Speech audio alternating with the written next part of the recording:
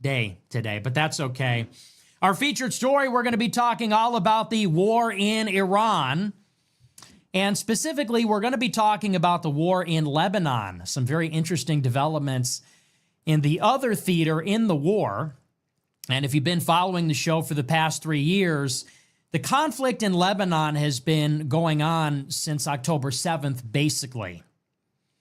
And it has been secondary to Gaza, and it has been secondary to Iran. But it is a major confrontation, major conflict. And in this case, it's particularly relevant in our war with Iran, because now Iran is demanding that for them to open up the Strait of Hormuz and make peace with the United States, they need Washington to impose a peace between Israel and the Hezbollah militants in Lebanon. And if you recall, when the ceasefire first came out about 2 months ago, this is how it all fell apart. We had a ceasefire deal a couple of months ago, and the deal went something like this. We said that Iran would open up the strait. In return, we would stop bombing Iran. And in the meantime, we would negotiate about the nuclear program and a permanent end to the conflict. Well, within about 12 hours after that ceasefire was announced, Iran and Pakistan both came out publicly and said that there is no deal, there's no ceasefire until the fighting between Israel and Lebanon stops. And suddenly this became one of the major sticking points. Now, so far, when we talk about the negotiations going on between the U.S. and Iran, we talk about the nuclear program and we talk about the Strait of Hormuz. And these both represent a major impasse. There are serious, irreconcilable differences between the two countries on both issues. But a third major issue in the negotiations, which is, I would say, not as complex, is that Iran is demanding that Israel end their war against Hezbollah in Lebanon. And so far, up until this week, the United States has been unable or unwilling to get Israel to do this, to stop the fighting. So there's been some big developments in just the past 48 hours. We were going to cover this on, wait, hang on a second. Is today Tuesday? Or is today today's Wednesday? I think I said Tuesday. Today is Wednesday. I don't even know what day it is. That's crazy. I don't even know what day it is. It's Wednesday. Son of a bitch. Okay, so I only realized that because my timeline was off. So Monday, we were supposed to talk, because I was thinking it wasn't yesterday, it was 2 days ago. Okay. Glad I caught that. Thanks, by the way, nobody giving me a heads up. You were going to let me go full steam ahead. I don't even know what day it is. So Monday, we were supposed to talk about this. The big development on Monday is that Trump had a phone call with Netanyahu, and apparently it was a big blow up. This was reported in Axios first, and then it was later confirmed today by the New York Post. We'll get into this. Trump called Netanyahu and let him have it. Basically said, literally said, what the fuck are you doing? Trump said, we have a peace deal with Iran. We are making progress.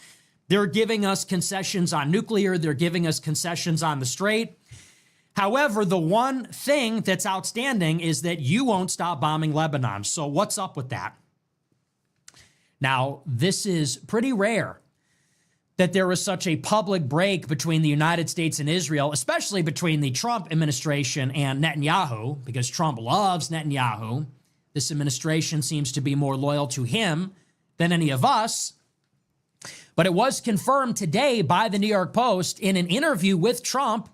Trump actually said this afternoon, yes, indeed, that phone call happened. And Trump confirmed, among other things, he said, yes, I called Netanyahu crazy. And yes, I told him, what the fuck are you doing? And Trump said, I love him and we're working with him. But Trump has made it clear that he is not happy with Netanyahu. Netanyahu, in a separate interview also today, verified the details of the discussion indirectly. He said, sometimes me and Trump disagree on tactics. He wouldn't speak to it directly, but indirectly, he effectively acknowledged this is a conversation that happened. Now, later in the day, Israel and Lebanon brokered a ceasefire of their own. And so it was announced today that there was a three-way press conference, or press release, I should say, announced by the United States, Lebanon, and Israel, that there is now a new ceasefire in place between Hezbollah and Israel. And so it appears that for the time being, the fighting in Lebanon has stopped. And what that potentially gestures towards is that there may be a diplomatic breakthrough between the United States and Iran. So we'll talk about that. We'll get into the latest on this. Some interesting developments. I have to say it's positive. We'll just see if that's going to hold. There's been a lot of ceasefires, a lot of ceasefire talks, a lot of deals, a lot of short-term 30-day, 60-day arrangements. And it's all fine and well in day number 1 and day number 2, but then it gets a little bit complicated as time goes on, as you may or may not have noticed. There was a ceasefire between Israel and Hezbollah going back to October of 2024. It was regularly violated, and then it broke down when the U.S. and Israel went to war with Iran. There was a ceasefire between Israel and Gaza in January 2025. It broke down after the first phase expired to the day, 60 days later. There was a ceasefire between Israel and Iran on June 25th. At the end of the 12-day war, that is until the next all-out surprise attack by Israel and the United States. So ceasefire or no ceasefire, we do have to talk about the fundamental dynamics underlying the conflict, which have not changed at all. So we'll get into that. That'll be our main story. We're also going to talk tonight about this DOJ anti-weaponization fund. I was getting really excited about this, you guys. If you've heard anything about it, you know this was going to be a massive victory for me. I might have never had to have read a super chat ever again in my life. It was announced last week that the Department of Justice was putting together a $1.8 billion slush fund for any American who was a victim of the weaponization of the federal government under Joe Biden. $1.8 billion for settlements. I called up my people in the administration immediately. I said, hey, can I get in on this? How much money can I get? I'm a victim. They froze my money. They put me on a no-fly list. I got subpoenaed. Well, I should have known. Served me right. I trusted the Goy. I trusted King Goy. I trusted the Jews' strongest soldier. So I deserve what happened next. It was announced yesterday that the whole project is dead. So they were going to give everybody a bunch of free money. If you were in trouble from the Biden administration, they were just going to give you free money. Get in line. But Senate Republicans have now forced the Trump administration to shut it down. No more money. And so this slush fund was challenged in federal court, and the Trump administration put out through unnamed sources, and I also heard on the back end, they're not even going to fight it. They're going to let the federal judges kill it because Senate Republicans are not happy about the fund. So as always, we get nothing. Israel gets all the money. We get no money. We get no money. $25 billion for Israel, $1.8 billion for Americans. Yeah, not so fast. Try zero. Try zip. Nothing. Hey, Israel, how about $30 billion for the war in Iran? How about a $1.5 trillion military budget? How about $25 billion in foreign aid? Americans, I guess we could give you $1.8 billion. You know what? On second thought, never mind. How about nothing? How about zero? How about we persecute you more? How about the Trump DOJ picks up where the Biden DOJ left off, and we go to war against Tucker and Nick Fuentes and Candace Owens and Alex Jones? Why am I not surprised? I shouldn't be surprised. This is our lives. This is our lives now. No, it's not a terrible, terrible dream. This is our lives now. Doesn't that suck? This should just be how the game is played. When your party wins the election, you get free money. Those are the rules now. Why is it that Republicans don't understand? The Democrats win an election, it's free. It's literally free. Free money for everybody. Free money for blacks. Free money for Mexicans. Free money for students. Free money for gay people. Free money for Israel. Always. Republicans get elected, free money for Israel. Nothing for us. This is just how politics works. When we get elected, I expect our enemies go to jail, our friends get free money. That too much to ask for? That seems to be how the game is played. We're the idiots that vote for the party that's like, we're going to cut your benefits and cut taxes for the rich. And not even for the modestly rich, for the really rich. Okay, not even for like some of us, like modestly rich, like small fortune kulaks. Not any of us small-time landlords, small business owners. No. Amazon, Apple, OpenAI, Palantir. Anyway, I digress. We'll talk about that too. Should be a pretty good show. Before we get into it, I want to remind you to smash the follow button on Rumble, smash the like button, leave a comment. Let me know what you think about the show. Check out our merch store, Fuentes.store. We have the brand new spring collection. Look at this beautiful white hat and matching white quarter zip. Look at this beautiful ensemble right here. You got to get it in time for 4th of July. You got to think ahead. It's actually, you know what? It's long sleeve, like whatever. You're on a boat. It's going to be windy. You got to get it for 4th of July. You got to get it for Juneteenth. Get it for Juneteenth. But we also got other stuff too. Fuentes.store, summer collection incoming.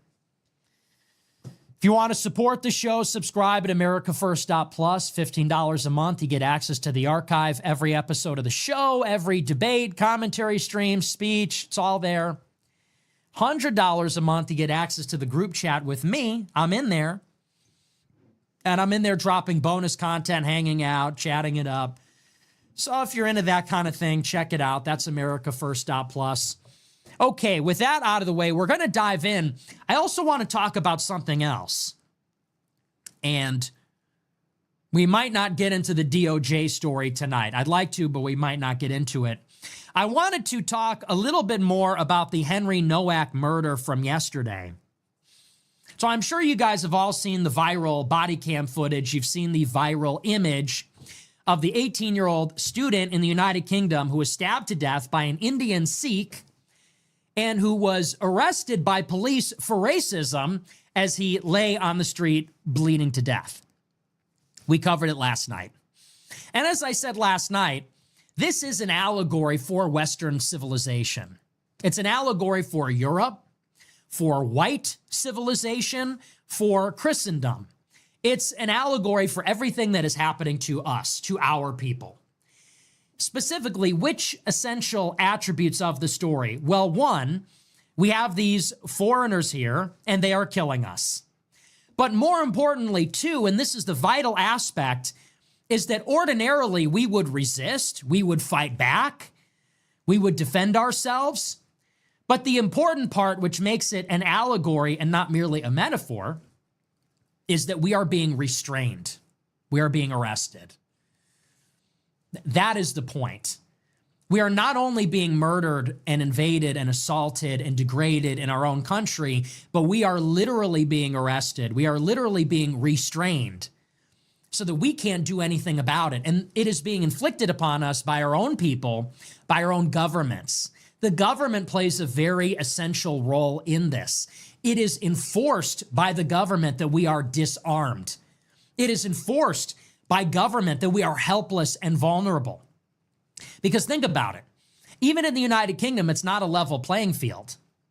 The white people are disarmed, can't carry guns, can't carry knives. The immigrants can. The Sikhs have a carve-out where they can carry a knife. It is enforced by the law that they have an advantage over us. We do not have that advantage. If we get in a fight, if we get assaulted, if, God forbid, you get stabbed, the police come and arrest the dying person. Maybe you would have gotten attended to by an ambulance. Maybe you would have fled and escaped. The police hold you down to ensure that you die. This is the role the government plays because the government opened the borders. The government passes the DEI and civil rights laws. The government is enforcing the hate speech laws and the censorship and the rest of it. And when you think about it on the civilizational scale, how are they arresting us? How are they restraining us? The immune response to the non-white invasion is that white people would get together and kick these fucking people out. That is the obvious. White people would see other white people being shot and stabbed and assaulted and hurt. They'd see their daughters being raped, their sons being murdered. They would see their property being stolen, and white people would get together and say, enough of these fucking people. We would get armed, we would get organized, we would form militias, we would take matters into our own hands, or we'd go to the government, and as a matter of policy, we would get these people out. But understand, we are not allowed to do that because if white people form a militia, the FBI goes in and gets everybody arrested for terrorism. If white people arm themselves, you get arrested because you don't meet all the legal requirements for carrying or owning the firearm, or it's the wrong type of firearm or magazine or something like that. If you try to express your opinion about these matters in the public square, you are censored as a white person. You're fired from your job. You're ostracized. We are restrained at the civilizational level from the immune response, from responding to the problem. Tell me I'm wrong. Black people can form ethnic interest organizations, the NAACP. Black people can form militias. They can arm themselves and do big public demonstrations with rifles. They can go and carry out acts of violence. They can act as community law enforcement, taking matters into their own hands. They can express their antipathy for white people openly without fear of losing their jobs, losing a platform. Every other group can do this. Blacks, Hispanics, Muslims, Asians, Jews, they all can do it except for white people. It is a two-tiered system. It is a racist system, and it is specific. It is actually particular. It's not general, it's particular. It is designed to keep white people down long enough that they are replaced, long enough so that they will lose power such that they cannot resist it in the future. Whites are becoming the minority. Whites are losing institutional power, political power. And we are being held down because clearly if we weren't, we would have the numerical advantage.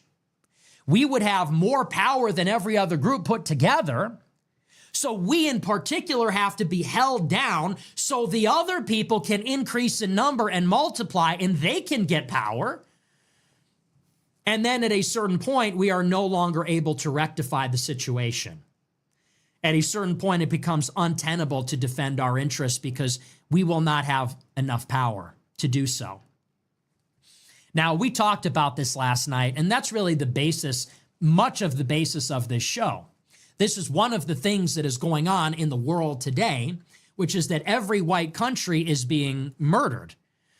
There are not a lot of white countries in the world. There are not a lot of white people in the world. White people are a global minority, and we have really about 24 countries in Europe, North America, and then in Australia, and that's it. And everywhere where we reside, we are being replaced and outnumbered.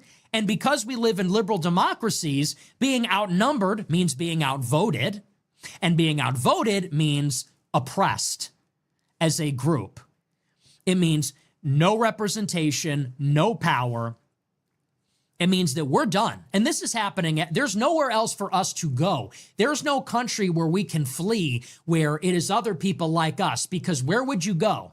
It's happening in France. It's happening in the UK, in Germany, in Italy, in Russia. These are the most populous white countries in Europe.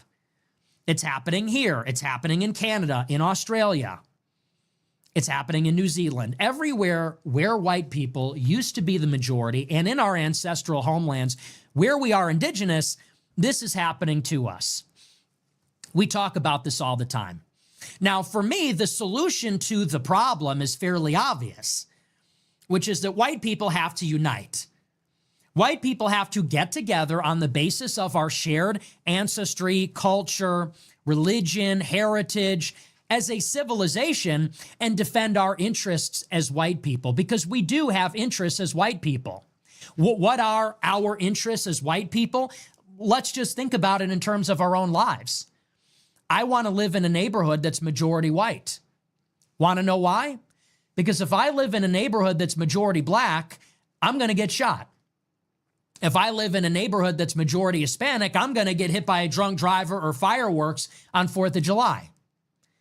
And everyone's going to be speaking Spanish and throwing their fiestas on Mexican Independence Day and Cinco de Mayo. And if I live in an all-Indian neighborhood, we're going to be having all these big Indian celebrations. I want to be among my own people. But it goes further. If you have white children, you want your white children to go to a classroom where they are not in the minority. Why?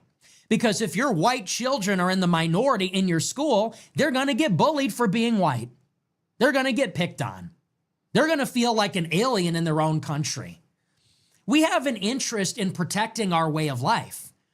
As individuals, as families, we want safety, we want prosperity, we want our own customs, we want our holidays, our heritage, our religion. We want to live in a country that still feels like home. It's in our interest to do so. It's in our interest as white people that there are more of us. It's in our interest as white people that our culture is represented in the places we live, work, go to school, play, and so on. So white people need to get together on the basis that we are white and that we have interests, and we have to fight for those interests, which is to say we don't want to be discriminated against with DEI. We don't want open borders that further our ethnic and racial replacement. We don't want policies like no cash bail that let black criminals out because they're uncomfortable with the number of black people in the prisons. So we have particular interests. We have a particular identity. In order for us to have those things taken care of, we're the only ones that are going to be able to do that. Black people are not looking out for our interests. They're looking out for their interests. Jews are not looking out for our interests, are they ever? They're looking out for their own interests.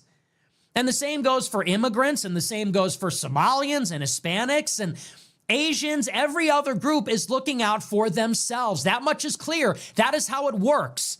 They have all taught us how to behave.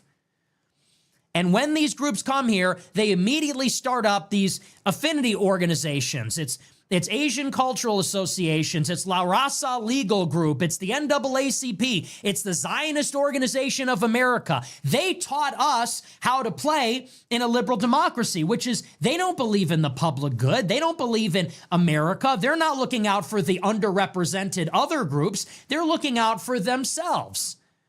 They're looking out for their own neighborhood and for their own language and their own fucking holidays and whatever legal category they're in, like if you're one of the Dreamers or if you're a dual citizen for Israel. They're looking out for their home countries like India or Somalia or Israel or Palestine for that matter, or wherever.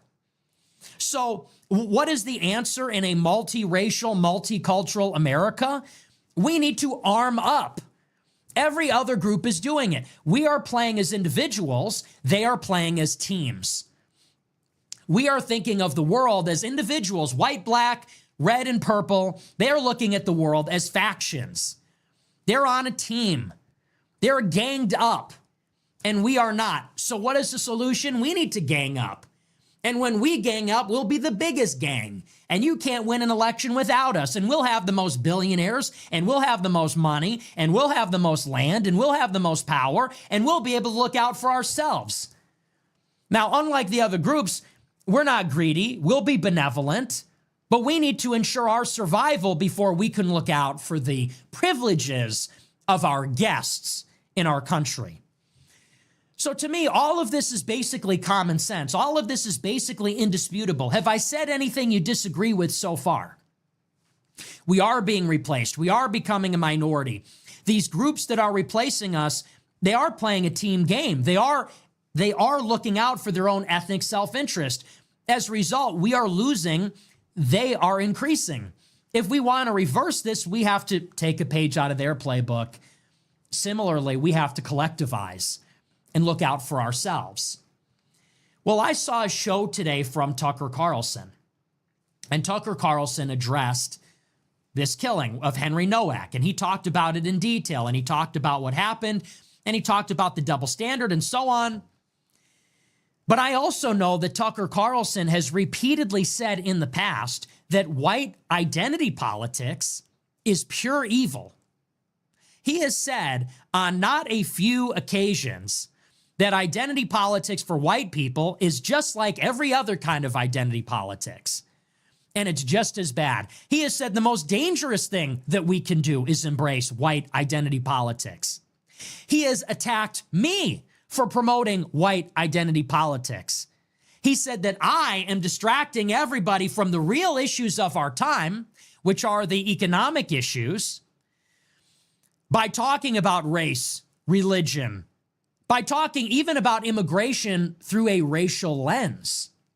He says that my promotion of identity politics is what makes me such a toxic and bad force in politics.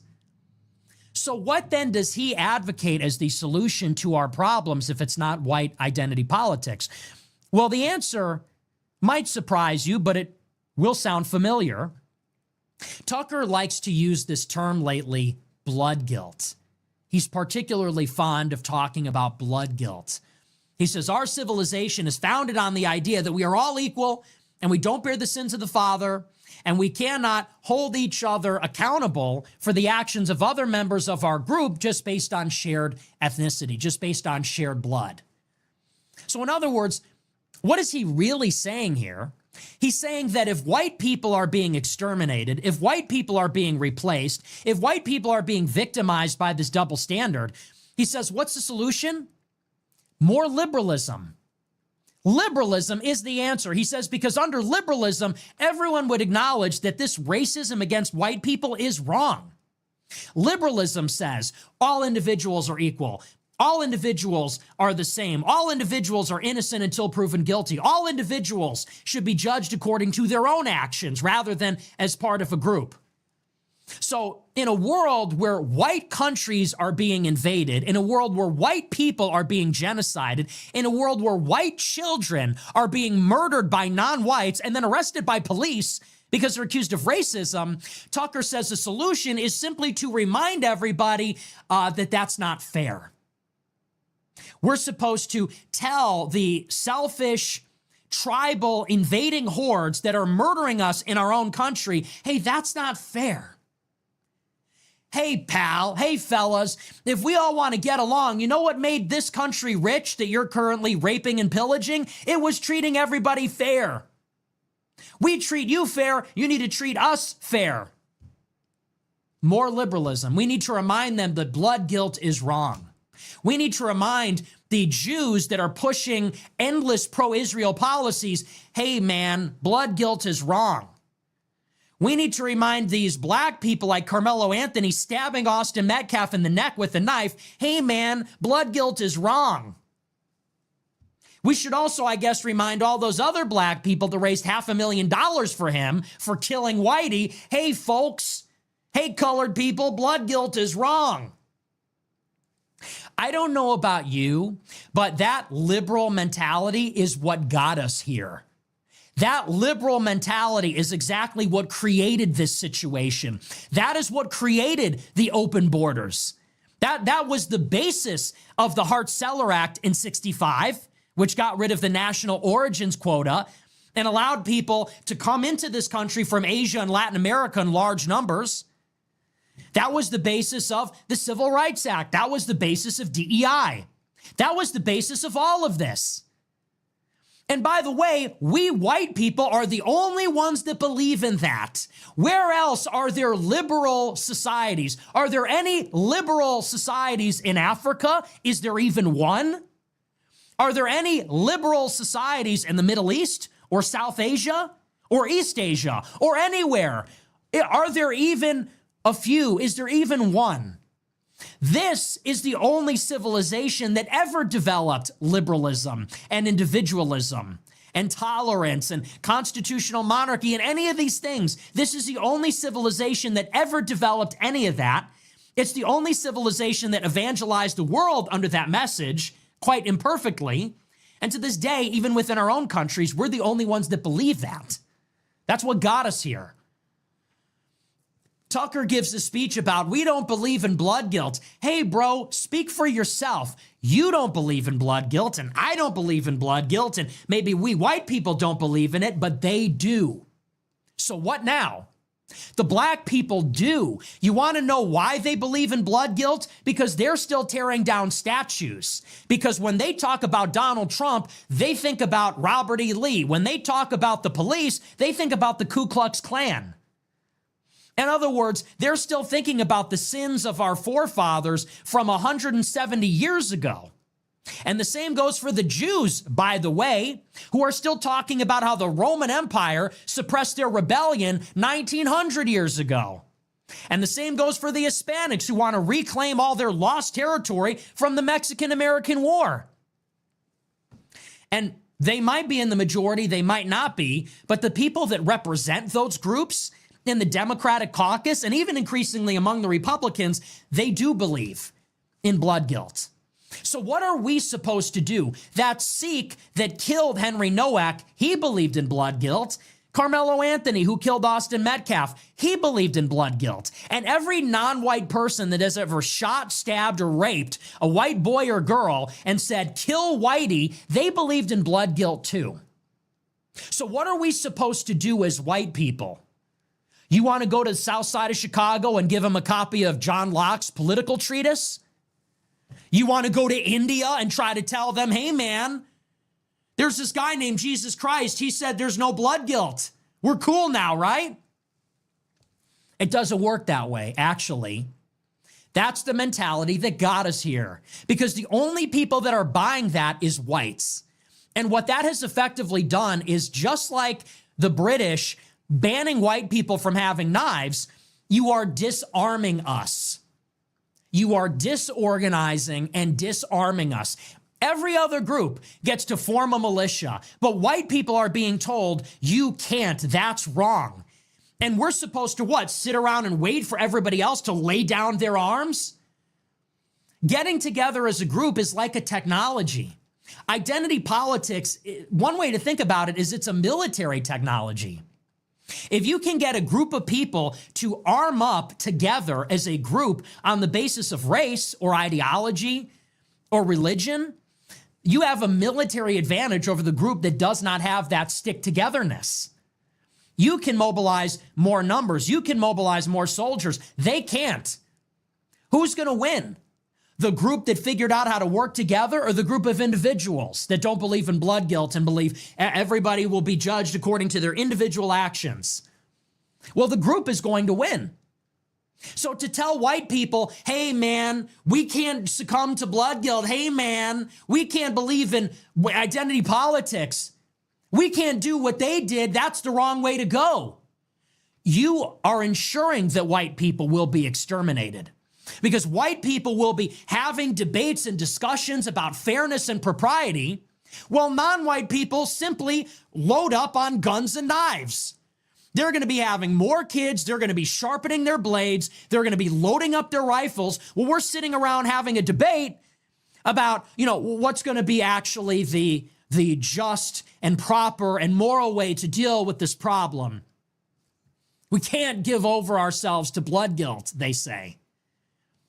So this is a real issue. And by the way, Tucker Carlson is a Republican operative, okay?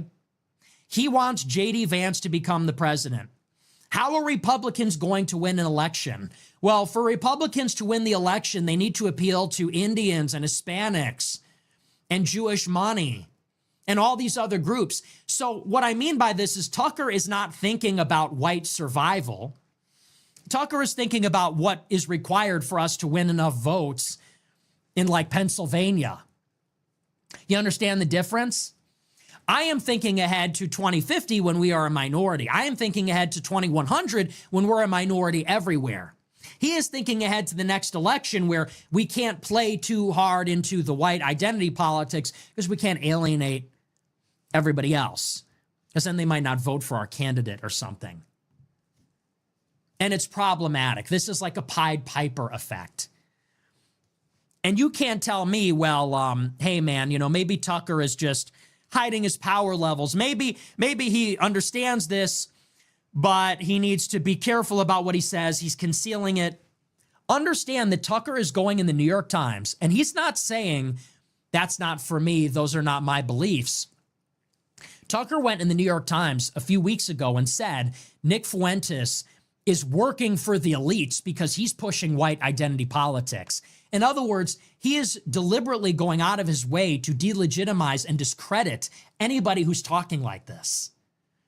So it's not like he's passively omitting these things. It's not like he's going on a show and he's leading you to the right conclusions without saying them explicitly. He's sort of passively omitting this part, which is a little edgier and a little more controversial, because if he was doing that, maybe he could be excused and forgiven. No, he goes on his show repeatedly and says white identity politics is evil. It is as bad as any other identity politics. It is the most dangerous thing we could do. He says, and anyone promoting it like Nick Fuentes is a distraction. Don't listen to them. They're working for the elites because they're dividing us. Those are not the real issues. What are the real issues, he says? Taxes. He says, why are investments taxed at a lower rate than income? Why is work taxed more than financial speculation? He says that's the real issue. And if you're talking about race, religion, immigration from a racial point of view, well, that's just a divide and conquer strategy. Well, you know what? That sounds like Hassan Piker. That sounds like some serious workers of the world unite bullshit. Forget about race, forget about nationality, forget about religion. It's all about we're the working class. Why are us working people being taxed so much? Sorry, I don't have anything in common with these other, what are you talking about? What do I have in common with these H-1B Indians? What do I have in common with these black people that live on welfare? What do I have in common with these non-white immigrants that come here and they stop voting Republican because we're deporting too many illegals? I have nothing in common with them. I don't care what their income strata is. We have nothing in common. Culture is real. Race is real. Nationality is real. White genocide is real. We are really in a civilizational struggle here. And I don't know why anybody would be telling us not to think about it on these terms. It's very dishonest for him to go and do a monologue saying white people are under attack, white people are treated with this double standard, white people are being killed for being white, and then turn around and say, what is to be done? Let's all just take a deep breath and remember blood guilt is wrong.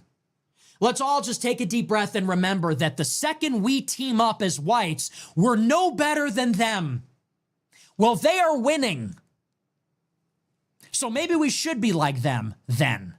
They are winning. In case you haven't noticed, blacks get what they want. Jews get what they want. Muslims and Hispanics get what they want. White people are paying for it. All of it. While we are dying.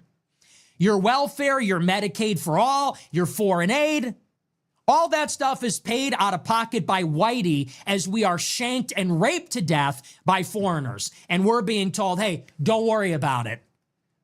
One of these days they'll assimilate. One of these days, do you think these Sikhs, Muslims, Africans, American blacks, Hispanics, Chinese, do you ever envision a scenario in your lifetime where these people are looking out for white people the way we have looked out for them?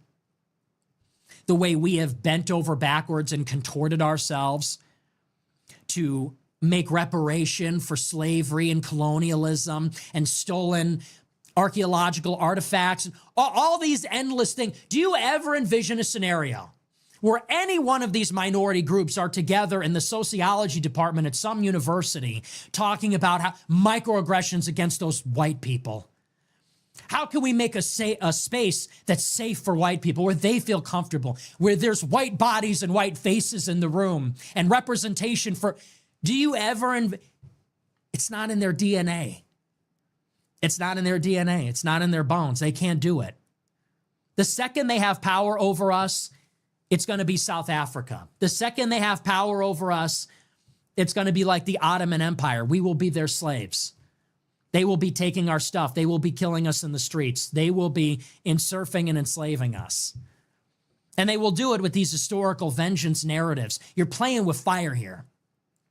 This idea we're going to wait around for them to see us the way we see them, not going to happen, folks. It's not going to happen. So that is a seriously disturbing message. And I wish everybody would just pay attention. When people tell you who they are, believe them. It's so funny how much crap I get, how I get discredited for nonsense. I get discredited. I get called the Fed. I get called all these different things for nonsense. Tucker Carlson, his father ran Voice of America for the CIA. His nephew, Charlie, works for Palantir. His son worked for J.D. Vance's press office. He himself makes every major life decision after talking with Peter Thiel, whom he's known for 35 years. Meanwhile, he is out there reminding everybody how much he loves Israel. It's his favorite vacation destination. Oh, I love Jerusalem. It's my favorite city. I go there all the time. Israel's not my enemy. And then on the other side, white identity is evil. We cannot become like them. It's actually dangerous. We need a colorblind meritocracy. And this guy's cool. Everybody's cool with this guy. I don't get it. Make that one make sense. For some, it's simply the size of the chair, simply the size of the platform. But if you read between the lines, you see what's going on here. And what is going on, let me just put it very plainly and very frankly, is that the elites have known for a long time, that there is a lot of resentment among white people in this country, and they're terrified of it. That is maybe the single biggest threat, and they say it all the time. They talk about it all the time. They say, for example, Van Jones on CNN said, white people are doomed. It's just a question of how long and painful the funeral's going to be. They talk about our anxiety as whites, how dangerous we're becoming because we're being replaced. And they talk about the electoral effects, that classic proverbial white working class vote in Pennsylvania, Michigan, Wisconsin, right? They realize that white people are furious, that white people are going down demographically, and they know that white people are not happy about it. And so it is effectively a Republican operation to see to it that white people are placated, to see to it that white people go gently into the night. And this is why our racial grievances are sort of pandered to and maybe acknowledged in some way. All the while, the policies remain exactly the same. We're never told anything effective that will reverse or change the situation. These grievances are aired out. They're vented. It's a pressure release valve so that we calm down. And this is the conceit, by the way, of J.D. Vance, Peter Thiel, Tucker Carlson, David Sachs, all these guys. What do you think Hillbilly Elegy was about? When David Frum and Peter Thiel were grooming J.D. Vance to be the president 15 years ago, and they had him write this book, Hillbilly Elegy, what do you think the book was about? The book was a message to those hillbilly whites telling them, hey, calm down, stop blaming immigrants, stop blaming politicians, stop blaming Jews. The problem is you. The problem is us. The problem is you are too lazy.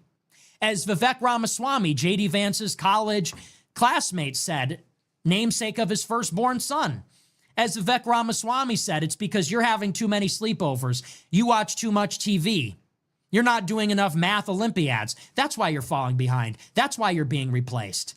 That's why you're poor. It's not because of these immigrants. It's not because of government policies. It's not because it's an Israel first occupied regime, not because of our Jewish oligarchy. No, it's because of you. You're the problem. And that has been the counter narrative for the past 10 years. This is why it's so important they suppress this movement. Because America First and the Groypers, we are like Malcolm X. We are giving white people a political consciousness and telling them, you are white people. You have interests. We have to fight for them. You need to infiltrate the institutions. I am pushing white power. I want white people to have power. I want white billionaires that know they're white and are fighting as whites. I want white politicians, judges, lawyers, businessmen, donors that know they are white fighting on behalf of white civilization. I am giving you the fire. I am giving you consciousness, especially the young men, telling you you have a role in the story of civilization. It's not just for Muslims. It's not just for Jews, blacks, and Hispanics that have a sweeping historical narrative. It's us as well. We have our roots in Greece and Rome and in the Spanish Empire and the British Empire. And we have culture and we have an identity and we have a role in the eschaton. We have a role in the cosmos. We have a role on the planet. And that is the last thing that Peter Thiel and J.D. Vance and Tucker want you to believe. They're pushing this low rent, colorblind meritocracy. Hey guys, we really need to focus on lowering the income tax. We really need to focus on making Netflix subscriptions more affordable or something like that.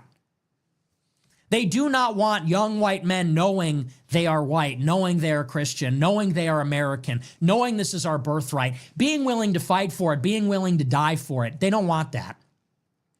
They want white people to stay on this little plantation on their side of it, voting Republican, voting for J.D. Vance alongside their new Indian neighbors and their new Jewish neighbors and their new neighbors from all over the world that are all going to be good, colorblind, meritocratic citizens, not having blood guilt. That's why they're trying to destroy me. That is why they really have it out for me. So, no, I am not a socialist. I am not a capitalist. I don't believe in workers of the world unite. I don't believe in a fucking colorblind meritocracy. I don't believe in your inclusive populism, multiracial working class populism. I don't believe in any of that. I believe in Greece. I believe in Rome.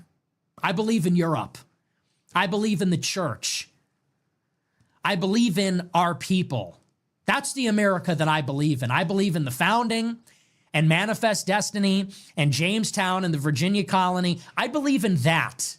I don't believe in a colorblind meritocracy where Vivek Ramaswamy can become some billionaire or pharmaceutical scammer. That's nothing to me.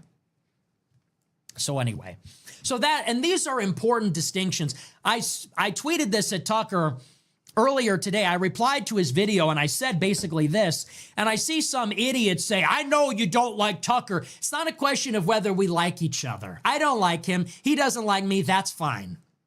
You know, we have no affinity for each other. He's a douchebag. I'm the kid in my basement from Chicago, whatever. No love lost. It's not about that. It's about the fact that he is telling you Israel's not my enemy and white identity is the most dangerous thing we can do. That's all you need to know. And I'm telling white people, get together, get stronger, get smarter, get better. Be a credit to your race. Be a hero. Honor your ancestors. Be an agent of white power and our civilization in the world. And recognize that no, Jews are not actually our friends in this struggle. They're not. These guys like... we talk about them all the time. Sean McGuire, Joe Lonsdale, Michael Millerman. When they tell you who they are, listen. They say, no, fellow Jews, nobody cares about anti-Semitism. Talk about the West instead. Joe Lonsdale says, the real hero we should all look up to is, well, who did he say? Cyrus. We should all look up to Cyrus, the Persian king, the Jewish Messiah. All of us white people should strive to be like Cyrus. Is that what you told Trump? That he needs to be the Jewish Messiah? No, sorry. I don't trust you people. You people are not on our side. You people are with Jerusalem. We are with Rome. That's the difference. What side is Tucker on? I don't know, frankly. He should be more honest about it. What side is Peter Thiel on? I'm not sure. They should be more honest about that. So anyway, that's that. I do want to move on. We're going to get into our news for the day. We're out of time. No. We got a little bit more time. We're going to get into our news. We'll talk a little bit about the war in Iran. We'll catch you up to... Well, you know what? I'll save that for another day. I want to talk about this weaponization fund. That's what I really want to talk about. We'll save Iran for another day. So our featured story tonight is all about this DOJ anti-weaponization fund. Have you heard about this? Now, this did not come on my radar until about last week. Apparently, at the Department of Justice, under the Trump administration, they created a $1.8 billion slush fund, which will serve to pay out settlements and damages to American citizens that have a legitimate claim that the federal government was weaponized against them. And this came out of a similar case that Trump had with the government. He claimed that he was being targeted. And so out of that case came a settlement, a $2 billion settlement fund, nearly, that could be paid out to any American that has a legitimate claim that they were victimized by a weaponized federal government. Very exciting stuff. I love to see that. And I heard that a couple weeks ago, I think it was. And I immediately texted my guys in DOJ, and I said, how do I get in on this? I want that money, because I got royally screwed. A lot of people say to me, they say, why didn't you get arrested after January 6th? I said, well, I did nothing wrong. I didn't trespass. I didn't fight anybody. I'm not in a militia. However, I did have my bank account frozen for 6 months. I did get put on a federal no-fly list for a year, and I got subpoenaed by Congress. Do you know how much money that costs for all these things to happen to you? Do you know how much it costs to retain 3 attorneys for 3 years to handle all these affairs? I think it probably cost me in excess of $300,000 in legal fees out of pocket. Maybe $200,000 to $300,000 in legal fees. I haven't added it all up, but it's probably somewhere in that ballpark. I would say on the conservative side, maybe it's $250,000. On the more liberal side, it's over $300,000. And how much more cost in terms of lost opportunities?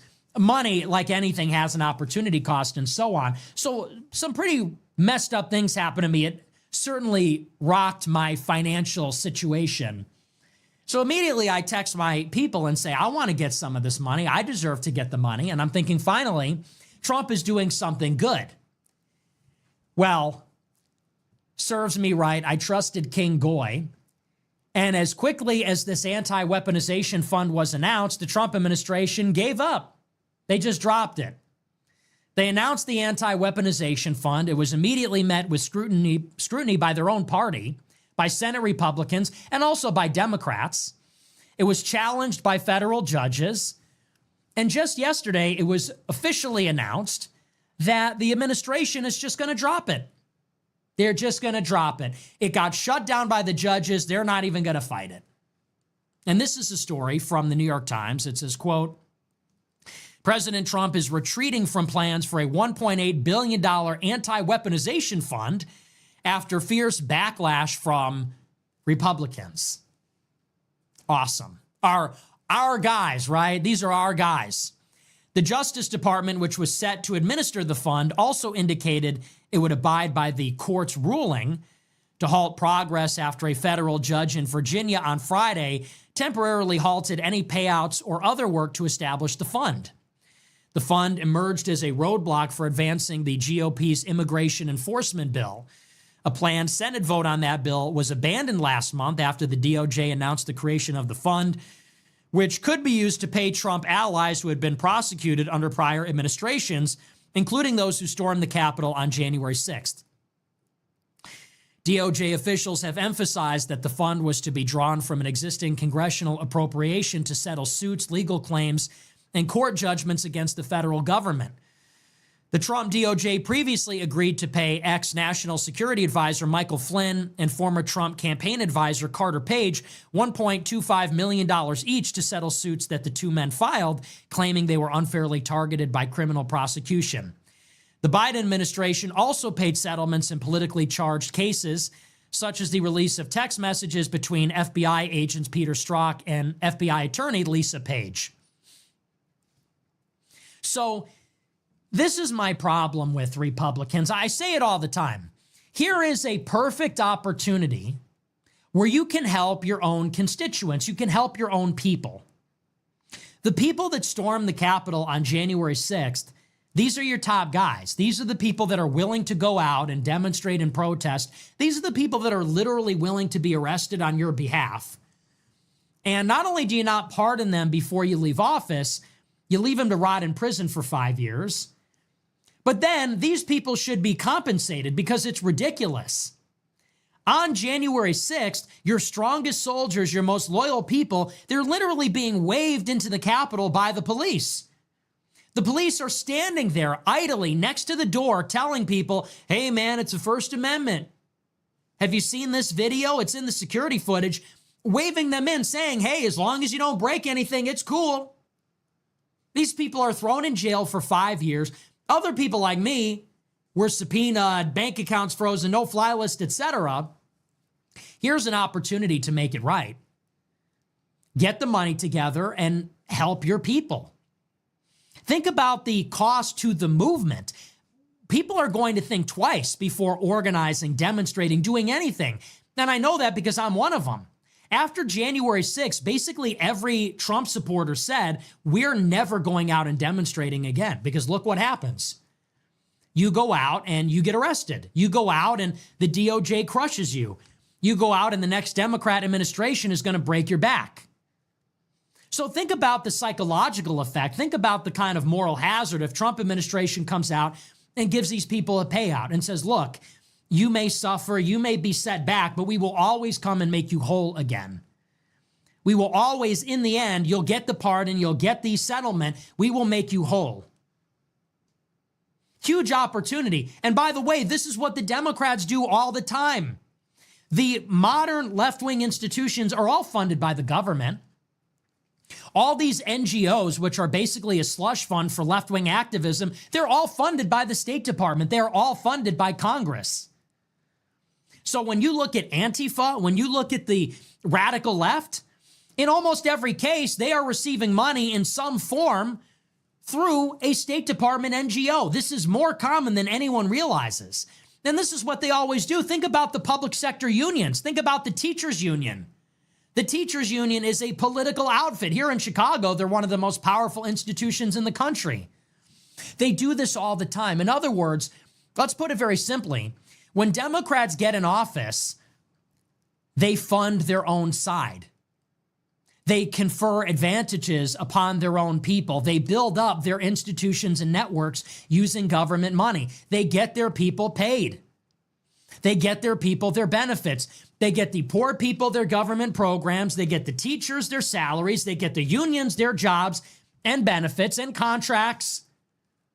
This is what they do. For the students, they get rid of the student loan debt. For the poor, they get rid of medical debt on the credit report. For the poor, they give them subsidized medicine, and who's paying for it? Well, all of the white people are paying higher premiums. All the white people are paying for it and subsidizing it.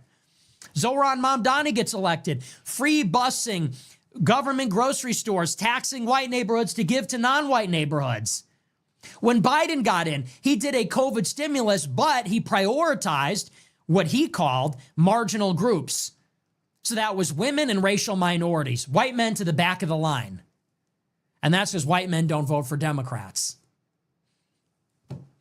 So here is a perfect opportunity as Republicans, help your own people. It's $1.8 billion. That is nothing in the grand scheme of things. Think about the kind of money that is being doled out right now. This war against Iran will probably, in the end, cost us hundreds of billions of dollars. When you look at the effect on the Strategic Petroleum Reserve, when you look at the effect on the economy, the actual cost of the war, this is a war that will cost, in the end, hundreds of billions, maybe over $1 trillion. Not an overstatement. That is not an exaggeration, okay? We gave Israel $25 billion just 2 years ago. Trump goes to the White House and they want a $1.5 trillion budget for the Pentagon just for this year. So think of it, $1 trillion for our war in Iran, $1.5 trillion for the military, $1.8 billion. That's 0.1%. 0.1% of either of those things, just to give your people a little settlement. How many people not only went to prison, but also, on top of it or aside from that, went bankrupt because they had to pay legal fees to stay out of jail after January 6th, or they had to pay legal fees to reduce their jail time. Those people are screwed. Those people lost income. They probably lost their families, went into debt. This was like 2,000 people that this happened to, and many more, I assume, have been victimized by the federal government in some other way. Some very high-profile, notable cases, but probably cases we haven't heard of either. $1.8 billion they couldn't do. And who took it away? It wasn't even Democrats, it was Republicans. It was because of backlash from congressional Republicans that they shut down the fund, and now they don't want to pay them out. And this is just classic. Once again, what actually are we voting for? What are we getting out of this? If I were to think of like the top 10 things that would benefit me, it's mass deportations. It's getting rid of student loan debt. It would be something to do with tech censorship. Did we all just forget about that? It would be regulating social media in such a way that when a Democrat gets in, they can't shut it all back down. It would be ensuring that people like myself can always have access to a bank account or to some of the vital digital infrastructure like artificial intelligence or Uber or some of the other platforms. I have a friend of mine, he's banned from Claude. What happens when Claude puts out Mythos? That guy's at a disadvantage. Anybody that uses AI and it happens to be right-wing or too right-wing is at a disadvantage permanently if they don't have access to those tools. That would be on the list. Something like this. How about just paying us out? How about all the people that have been part of this struggle and victimized by the government? How about paying us out? How about empowering us the way the government empowers the left? I don't know if you remember, but during the pandemic, you actually had the CDC paying micro-influencers to promote the vaccine. All these people from Hassan Piker to Vaush to Destiny, all these people were being paid to promote these narratives. People like Jared Holt, one of these left-wing journalists whose job it is to investigate us, he was working for the Atlantic Council, which is funded by the military. What I'm saying is, when the left is in power, they create a sinecure. You have a government job. If you're a left-wing activist, you have a government job. You're getting paid 70 grand a year, 100 grand a year, sometimes more, to be a left-wing activist, to be a left-wing journalist, to be a propagandist on TikTok. If you're on the right wing, you're being censored, you're being debanked, you're being harassed by the government. It's not even worth it. And why do you think it is? There are so few Generation Z right-wing streamers because it's not profitable. You can't make money doing this because you get censored, debanked, and destroyed. It's only the remarkable few that are able to go the distance. That's why it's all these older people that have been around for 100 years. But this is all too common. It's like this with everything. It's like this with everything. No infrastructure bill. No COVID stimulus. We had to get Amy Coney Barrett in. Remember that? Before the election? No mass deportations. No Doge. No $1.8 billion fund. None of these things ever accrue to us. And this is why I say all the time, it's not like it's not impossible. Look at what the Democrats do. The Democrats get into office and they help their side and they punish their enemies. That's politics. The Democrats get in and they help their own people. They help their voters. They help their rank and file. They help their shock troops and their officer class. They build institutions for them. Republicans get in and they help their donors, and that's it. They don't help their people. They don't help their apparatchiks. They don't help their voters. They help their donors, and then they tell us to get lost. And if somebody like me says it should not work that way, I get told I'm disloyal. I get told that I'm the one that's not holding up my end of the bargain. What is the bargain? We vote for you, we get nothing in return? Why was this shut down? It got shut down because they said, well, we need this immigration enforcement bill. I thought we didn't need a bill to do that, don't we? We gave immigration enforcement $200 billion last year. We need another bill? Why do we need a single other bill? I thought we rolled everything into one big, beautiful bill last year. Now Republicans say we can't pay out the J6ers because we got to pass something through our barely Republican-controlled Senate. It just, none of it ever adds up. What it adds up to is they are just getting greedy. It's everything for you, nothing for us. So that's the situation on this anti-weaponization fund. Another disappointment. What's even the excuse? What are they doing for us? Have they done one thing? I'm still banned from the banks. I'm still banned from Instagram. I'm still $300,000 in the hole from these lawsuits because Trump did not pardon everybody after J 6th. And not only that, but now everything is more expensive. The illegals are still here. Gas is more expensive because Israel needed their war. Like, in what way has your life materially improved since Trump got elected? The one thing I can think of is they stopped making people take their shoes off at TSA. That seems to be it. That seems to be literally the only benefit. Like, that's the only tangible thing I can think of, is that now, for whatever reason, we don't need to take our shoes off. We go through TSA. I think that's about, has your life changed in any other way at all? I can't think of a single thing.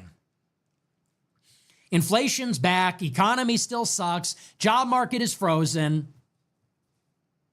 Censorship actually got worse since Trump got elected. Like, my clips were doing well. Now they're being banned all the time. So if anything, things are getting worse. But that's that. We're going to move on. We're going to get into our super chats. We'll see what you guys have to say. Disappointing. I'm just asking for more. I think we could do better, and I think we should. We have to expect and demand better. All right. Let's take a look, though. Let's see what you guys have to say about all this. Let me get set up here. This is another one of my new suits. Thoughts? It's a fashion show this week. It's a runway. Now, this one is green, but it's a little darker, you see? I got to figure out what tie I can wear with this. I think maybe like a burgundy tie in the future. This is the only one I really know of that works. What do we think? What do we think of the new suit? Let's try it unbuttoned. All right. Let's try it buttoned. I wouldn't say I was super gay. Thoughts? So I like it with the hand on the hip. Sort of like, reminds me of Hitler.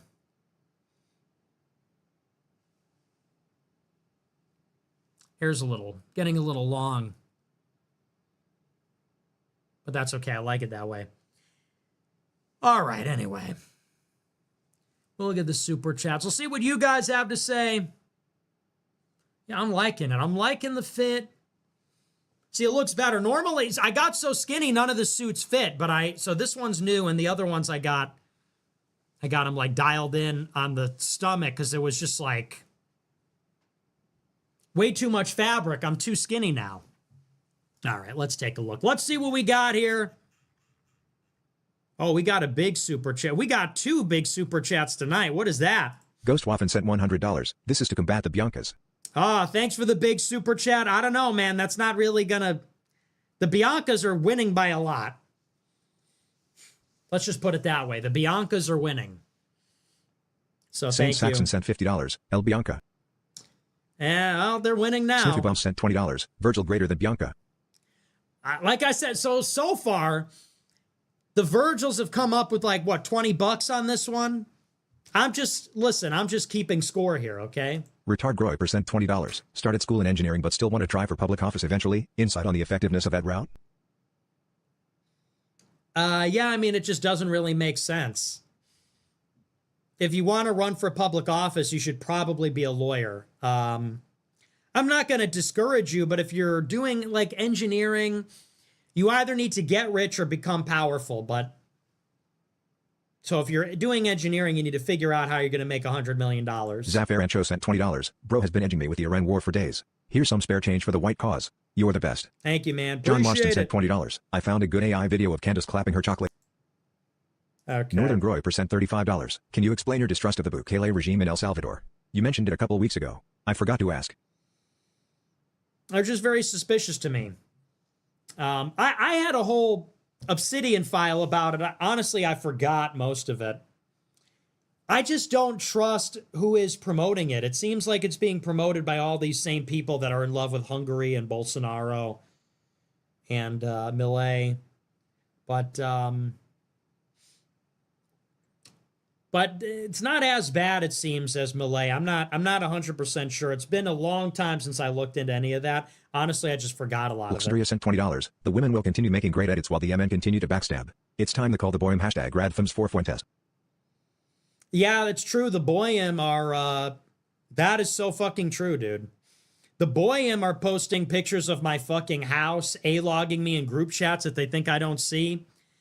They are undermining my political projects. Dude, it's like Groypets are going to have to fucking kill these people. I'm calling on the Groypet army. Send them in. Send in the Groypets. So yeah, it's true. Look, the fucking Virgils let me down.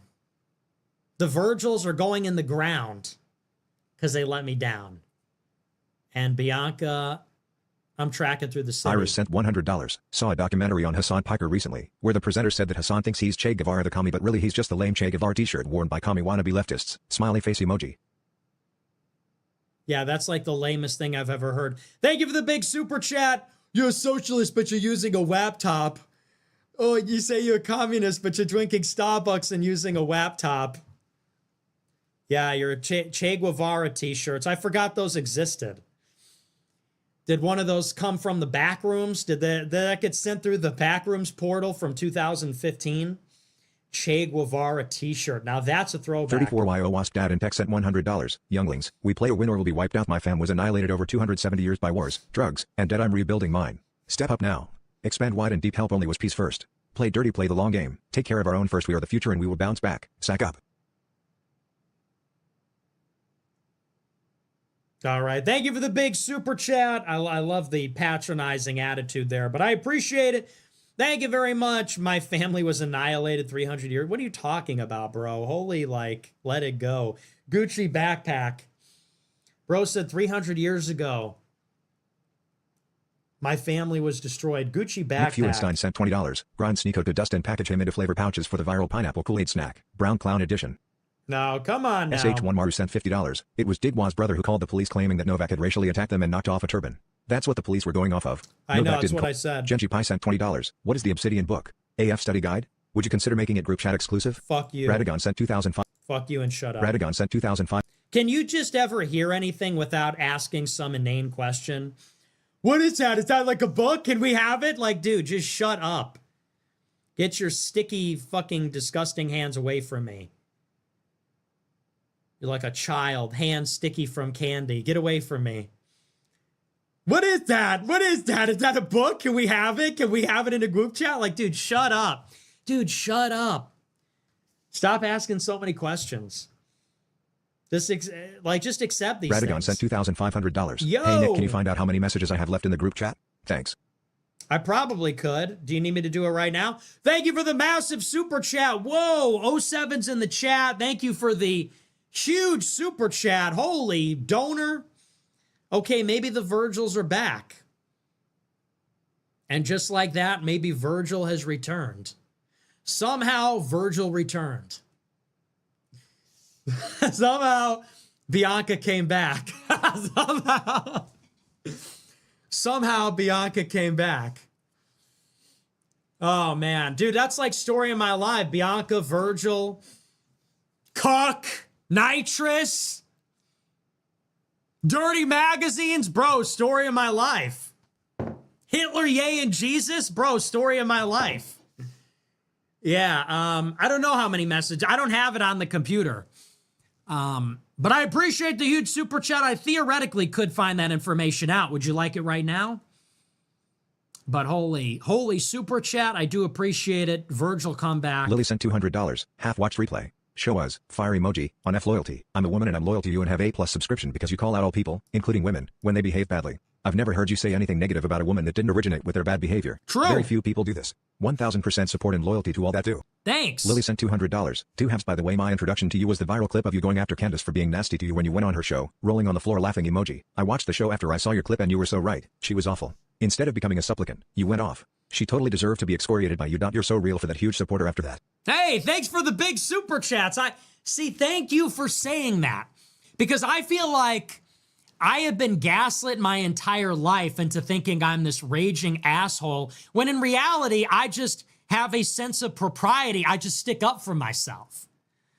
I think I'm pretty fair. I think I'm a good listener. Like in that case, that's a perfect example.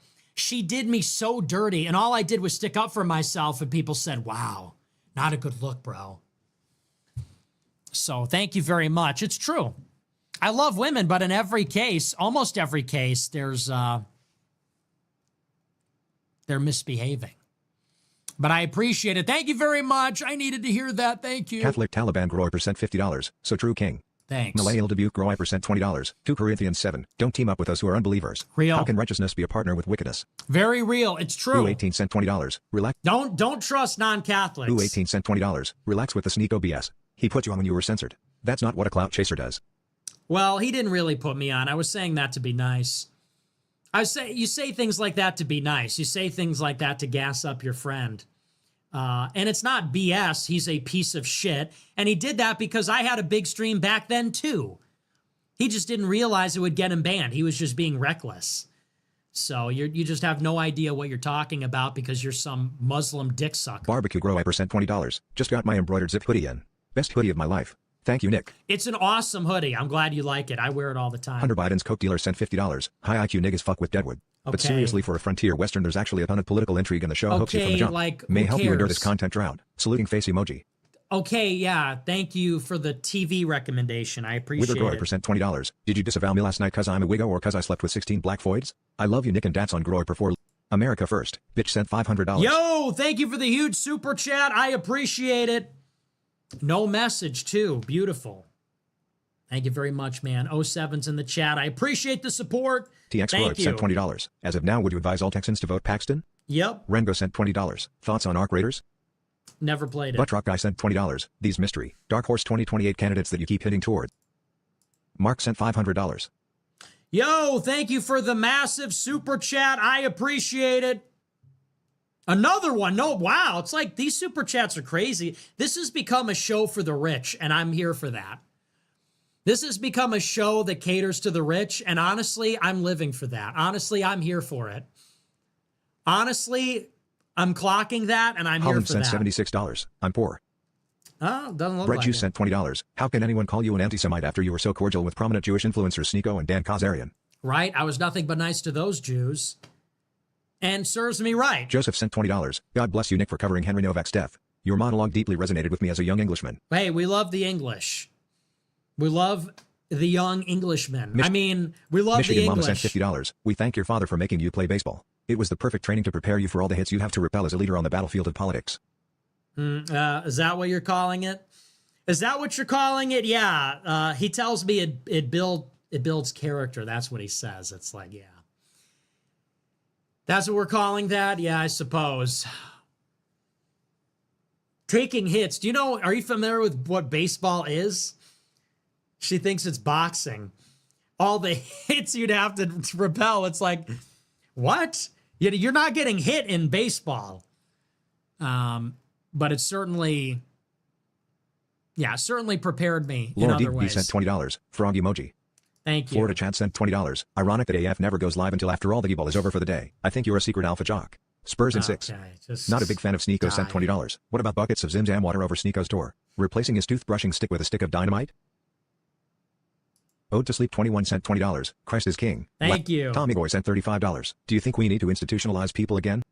Scott Wilder off Texas Sure. sent $20. An English word with 7 letters and all 5 vowels. A, E, I, O, and U. I believe in you. We're not Cry- doing that. Vadia sent $20. Hey Nick, thank you for your show. No one wants to be your friend cause whenever you get slightly offended you become unhinged and unfiltered like girls. You and Sneeko are birds of a feather.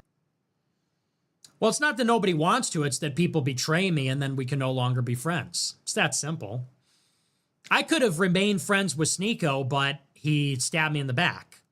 So, yeah, I suppose anybody could be friends with anybody else if they had literally no standards, if they had no expectations. But no, it just kept getting worse. He didn't take my side. He wouldn't do the stream with me. Then he streamed with my enemy. Then he was talking shit the entire week. It's like, how much can a person, if that's a friend, what is an enemy? If your friend is not only going to not take your side, but actually side with your enemy and then shit on you the rest of the week, that just sounds like an enemy. So it's not like he didn't want to. It's that the friendship evaporated because he has no loyalty. No, you moron sent $20. Nick is such a wank he didn't even know what day it was. FitCheck sent $20. First brown suit mustard tie, and now charcoal suit Dan tie? You're dressing up like a brownoid, please fetch your dry cleaning. No, this is green, and this is not tan. This is yellow. This is like gold. So. Porsche Grow Wiper sent $5,000. Whoa, thank you for the huge super chat. That's crazy. Unreal. Thank you so much. 07's in the chat for the massive $5,000 super chat. See, you know, if you almost just want those sent behind this, that just makes me look like I don't even know what. It's embarrassing. But I'm not complaining. I appreciate the massive super chat. America I appreciate it. Yo, holy donor. America First 0088 sent $20. An Asmongold collab would break the internet. Two wangs on stream together. He is a massive mainstream guy who actually has common sense. Is the internet even ready for this? Yeah, it would be really Austrian cool. Grower sent $200. Hi. Keep up the great work. I loved your speech yesterday. I multiplied my salary by 3 to climb further up, and now I want to start politics. Advise? Social party, leading party that rules Vienna and offers benefits and connections. Right wing, not accepted in society and considered Nazis. People's Party, kind of center right, but not strict. I don't know, man. I appreciate the big super chat, but I have no idea what the political situation is in Austria. I do apologize, but I have no idea what the political situation is in Austria, so I can't really advise on right-wing party politics. I would just do whatever gives you the most connections. But I, like I said, I wouldn't even know where to begin. I have no familiarity with that at all. So it's very specific to the country. I have no idea what the dynamic is, so it's hard for me to say. I would just do whatever gets you the most connections and try not to blow up your career. But I appreciate the big super chat. Degenerate Thank you Soup very sent $50. much. Hey Nick, it's not Tuesday. Thumbs up emoji. Got it. Yellow Thank Grower you. sent $20. East Asian Grower. Love Europeans and I'm on your side. Going into Elite IB from hips. Will hide power level and do my part. Awesome. Smooth Cat sent $20. Thoughts on Hunter Biden running for president in the Big 28? Canoodle sent $100. Okay. You're looking very skinny and ruddish tonight. The results speak for themselves. We will all stop eating for you, King. It's very true. Thank you for the super chat. Senor Dookie sent $20. Can I just hear you say Senor Dookie? My folks are mad because I refer to you as the news. Thank you for being right about everything. Degenerate Soup sent $50. Not pulling any punches tonight. Speaking the hard truths. Thanks for the show. Am I ever pulling punches? What Mr. is Person that? sent $25. White power. Kazak sent $50. Andrew Wilson said you guys have a truth. What is it? In his defense he won't say, but will you elaborate? I have no idea what that means. Ohio Grow Wiper sent $20. You're articulating that we are actually the last group to arm up and are simply leveling the playing field. Yeah. Nick Ergoy sent $20. Liberal society only exists under Jewish control. Everybody else believes in blood guilt except for the people who they think are guilty. Us. Okay. Cottage 511 sent $100. Thank you for doing the Lord's work. Thank you for the super Kazak sent chat. $100. I appreciate How much it. will you silence yourself while at the same time endorse the next future of America first? How do we support without hurting? I have no idea what that means, but I appreciate the super chat. How much will you silence yourself while in... I don't even know what that means, but you're annoying me. Big Yahoo sent $50. AF brand Kool-Aid pineapple slices when? Porsche Grow Wiper sent $5,000. Whoa, another one. Porsche Grow Wiper sent $2,000. Made And some profit another shorting one. Bitcoin and death. Was waiting for my motion to increase to send my first super chats. Wow. Long-time loyalist. Well, thank you for the giant super chats tonight. That's how much did you win? That's crazy. Well, hey, WBet, thank you for the massive super chats. God bless, man. 07's for the support. See, that's the honorable thing to do. I know a lot of people that have made a lot of money betting off of my predictions. I'm not even saying that's you. And I never see a contribution, but I really appreciate a fraction of your winnings. Thank you very much. And God bless you, buddy. I really appreciate the support. This supports our operation a considerable amount. So I do appreciate it, man. Congratulations on the winning bet on Bitcoin and Ethereum. Good for you, man. I think the Virgils just took the lead. Virgil. Virgil is back. Bianca is out again. Uncut Waffle said I $100. appreciate it. Hey, Nick, love supporting the show. Definitely gets us brothers in the Navy through tough days. Love the Titanite. God bless. USA Hey, thanks, emoji. man. Thanks for the super chat. W Navy. Oh, I love the Navy. Boogly woogly. I love the ships. I love the submarines. Love the missiles. Honestly, it's the coolest thing in the world that we have a blue water Navy like that. I can't imagine not having even one ship or Boogly submarine. woogly sent $20. It would be so Boogly embarrassing. woogly sent $20. The suit and tie combinations have been on point lately. Last night's was peak. Hey, get it peak. Like the lapels? Canadian Grow Hyper 31451 cent $20. You should see how it is in Canada. You guys have it good compared to us in England. I pray that white Americans wake up. You truly are the last hope for Europeans. Learn from our shithole country. Yeah, well, it's Recovering not a Libertarian sent competition. $50. Thanks for keeping the fire burning during the thin times. A lot of us just woke up to the real struggle. Much respect. Thanks, man. Beats Appreciate sent it. $100 for your security budget. If we lose you, we are fucked. Thank you for the big super chat. Yeah. Seriously, who else is even out there? I can't even think of anybody else. And I don't say that to be like an egomaniac, but the bench is so short. I mean, in terms of Americans, who do you even have? Who's even good? It's like me, end of list.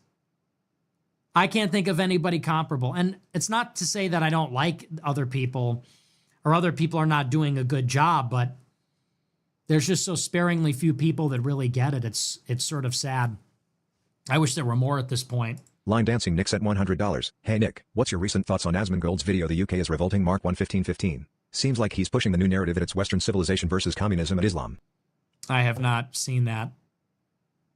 What are your thoughts on an hour and 15 minutes in Asmongold's latest video? I don't know. I haven't seen that. But thank you for the big super chat. Cyan 99 cent $20. I It's time to squat appreciate it. 225 below parallel. Muscle mass matters most in... Okay. King Goy sent $30. You and Sean Strickland should watch UFC 250 together. Okay. 1 John 2 KJV sent $20. Thoughts on the Republican candidate running for Connecticut's 50th district who is currently being attacked by his own party for being against Pride Month? Do you endorse Jaden McCormick? I'm not following Texas that. Tech Roy percent $20. Nick is right, guys. We need to click up like in prison and recruit the future leaders of the world to the AF movement. Beast 123Z sent $20. Great show, have a good night. Thank you. User 1257456 sent $20. Blacks have a faster collapsing birth rate, higher mixed offspring rate, higher abortion rate, higher LGBT rate, and getting replaced by Hispanics in cities. Thoughts on black replacement? Don't really care. Jeremiah 9315 sent $20. What's your opinion on Section 224 and Anna Paulina Luna crying like Bob? I don't support it, but I think people are also, as always, exaggerating. People are saying, it means we're going to merge our military with Israel. It's like, that's not really what it is, but either way, don't support it. This dog hunts 988 sent $50. Great message tonight, man. Always appreciate the shows, bro. Carry on, sir. Carry on. Thanks, man. Grandma Glover Appreciate sent it. $20. Love the new suits. A green tie would look really great in the mustache mogs most. Love and prayers to you, dear. Thank you. I appreciate it. See, somebody likes to Chudlet 22 sent $50. No message. Thanks. Kiru was sent $30. Tell the Groy pets where to pull up. We've been waiting. Also, the brown suit was the move. Stay blessed. Thanks. Holland sent $100. If you forgive Sneeko, I'm crashing out. Respectfully. I can't. Thank you for the big super Chop chat. if Mom though. sent $20. You're the goat, Nick. Thanks. NDE Groy percent $25. Do you have any thoughts on near-death experiences? They've helped bring me back to Christ and Catholicism. I looked into it a long time ago. They're sort of interesting. There's a ton of literature on it, like a lot of, it's very well documented. There's a lot of data, and it certainly suggests there's an afterlife. It's hard. A lot of the things that have been reported just cannot be explained any other way, that there's an afterlife. And after that, it's hard, I think, to make any definitive statements. There's some diversity in what people report. Everybody seems to report similar things, though. So it definitely speaks to like beings that are form but not substance, and an afterlife, certainly like life after death. So yeah, I definitely think it's something that increases faith for sure. Kirkfied Groy percent $20. Bro, we haven't gotten any geopolitical coverage in a whole week. Come on, give us updates on the Iran situation, Okay. Section 224 of the and the War Powers Resolution. You are my only news source. Ash sent $25. Did you see Spencer call Andrew Wilson a faggot? I did, yeah. I don't know. I mean, it just seems so unnecessary. It would have been a good debate. I wish I saw the debate, but the whole thing seemed totally unnecessary. It was like, I'm the reason this debate is happening. Well, fuck you. No, fuck you. It's like, why did it have to go that way? Because I like them both. I like Spencer. I like Andrew Wilson. It would have been a good debate, but total crash out. N325 Dinton sent $20. Hey man, I wrote you in for Gov and CA with Sleepy Joe as Lieutenant Gov. Give him hell if you win, Papa. I will. Okay, that's our last super chat. Wow, not a lot of super chats tonight. I guess there were, but they were all short. There weren't like a lot of genuine questions, just a lot of nonsense. Just a lot of nonsense as always. Okay, well, that's okay. Short show. That's going to do it for me tonight. As always, remember to smash the follow button, smash the like button, leave a comment. I'm on the air Monday through Friday. As always, thank you to our top super chatters. Huge thank you to Porsche Groiper, massive thank you. Radagon, huge thank you. America First Bitch, Mark, Lily, Austrian Groiper, Holland, K-Zach, Ghostwaffen, Iris, 34-year-old Wasp, Dad in Tech, Degenerate Soup, Noodle, Cody J, Uncut Waffles, Beef Stew, and Line Dancing Nick. Special thanks to them. Thanks to all our super chatters, everybody that watches. I'll see you tomorrow. Until then, have a great rest of your evening. Americanism, not globalism, will be our credo. It's going to be only America first. America first. The American people will come first once again.